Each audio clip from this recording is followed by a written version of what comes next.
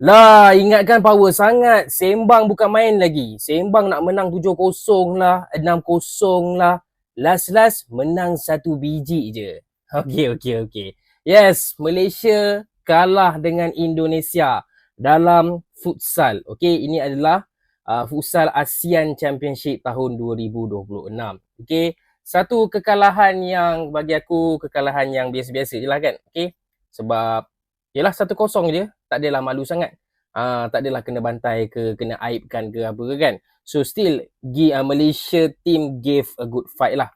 Okay, so tahniah aku ucapkan kepada tim futsal Indonesia. Sejujurnya aku cubalah nak tengok game futsal ni. Okay, tapi aku memang tak dapat nak tengok sebab dekat Astro tak ada. Lepas tu bila aku cari dekat YouTube, ada yang buat live tapi yang buat live tu macam ni. Dia tutup tengah-tengah tu. So memang tak dapat nak nampak gameplay pun. Just aku dengar suara komentator je lah. Sambil-sambil tu aku adalah tengok-tengok kan. Kok-kok boleh nampak.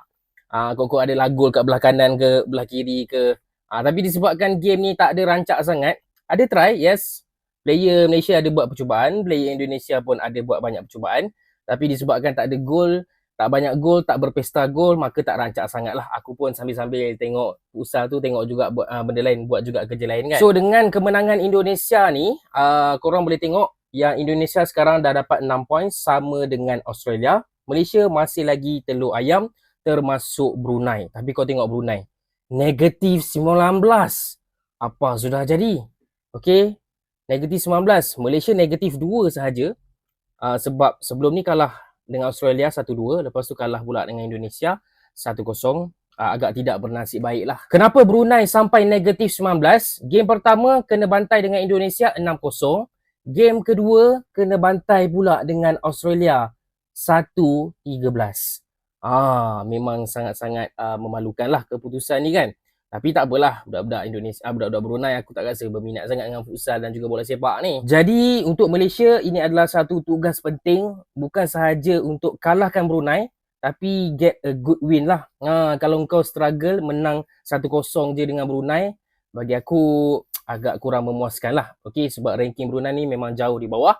Dan Malaysia, walaupun ranking jauh juga dengan Indonesia, yang berada di ranking 20 lebih, Malaysia 70 something, tapi gave a good fight dan hanya kalah 1-0. Anyway, bagi yang ketinggalan, Malaysia tersingkir daripada kejuaraan futsal ASEAN setelah kecundang kepada Indonesia 1-0. Sejujurnya abang boleh terima lah, daripada dibantai 6-0 dulu kepada kekalahan nipis 1-0, okey lah tu. Jangan lupa ini bukan lawan kaleng-kaleng, tapi juara bertahan AFF Futsal yang baru-baru ini telah mengayamkan Jepun serta hampir merampas gelaran Raja Futsal Asia daripada Iran. Dahsyat, bye. Dan perlawanan tadi menunjukkan dominasi serta kematangan permainan anak-anak Hektar Soto. Abang ada sedikit sebanyak layan game dan dari minit pertama Indonesia memang tekan kita kau-kau. Seingat abang, kebanyakan masa bola berada dalam kawasan kita. Seram bro, serangan demi serangan diatur dan berapa kali rembatan sang Garuda tersasar sedikit daripada memasuki gol. Pemain seperti Ansori, Daniel Yemo dan Guntur yang menjaringkan gol kemenangan Indonesia sering menguji defense Malaysia. Bila pemain Malaysia nak counter attack atau mengatur serangan, laju betul Indonesia pressing dan kembali ke bentuk pertahanan. Tapi kredit perlu diberi kepada goalkeeper Malaysia Muhammad Amar Harith. Untuk abang memang man of the match lah. Gila banyak world class save dia buat hari ini. Kalau tak, kemungkinan besar berulang sejarah 6-0. Apa-apa pun, kita belajar dari kekalahan ini dan comeback lebih kuat lagi. Untuk timnas Indonesia pula, selamat dan semoga bisa jadi champion lagi. Kok bisa sih? Lawannya cuma Malaysia loh. Kok menangnya hanya 1-0? Katanya mau juara. Katanya mau back to back. Kalau cara mainnya seperti ini, besok ketemu Australia, Thailand, dan Vietnam, kayaknya wassalam dari timnas. Gila.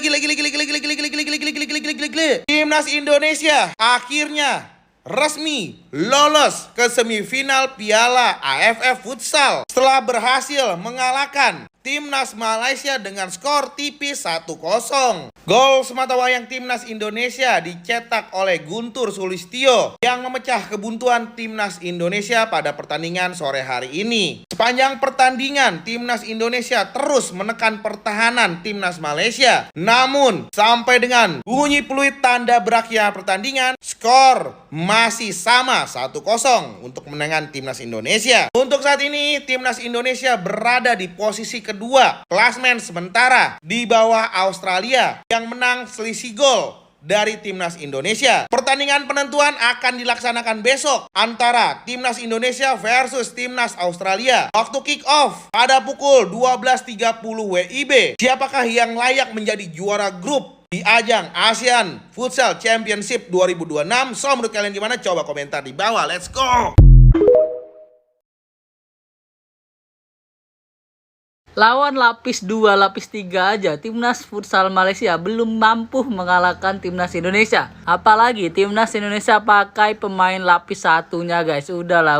Malaysia nggak bakalan berkutik lawan Timnas Indonesia guys. Padahal pemain-pemain Timnas yang sekarang ini, pemain-pemain baru dipanggil semua guys. Coach Hector juga bilang waktu persiapan ini cuma 5 hari bisa dibilang guys. Tapi kita bisa ngelihat sendiri kualitas pemain-pemain yang dibawa oleh Coach Hector di Piala AFF ini bukan kaleng-kaleng guys. Gua sangat-sangat percaya kepada Coach Hector ini guys. Siapapun pemainnya, kalau pelatihnya sama, Coach Hector permainannya bakalan mantap guys. Ya kita doain aja semoga Timnas Futsal Indonesia back to back juara Piala AFF 2026 kali ini guys.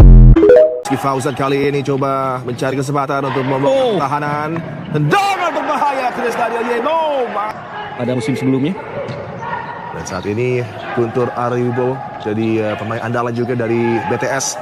Guntur 3 lawan 3 terus melaju. Guntur yang menggagalkan upaya Guntur.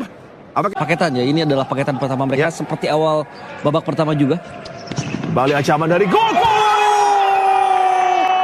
dari sudut yang hampir mustahil, tapi Guntur pemain yang memang punya kelas dan pengalaman.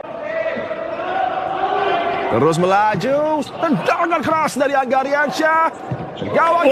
Alat Gobat berkali-kali. Satu peluang Chris Daniel Yemo di mulut gawang.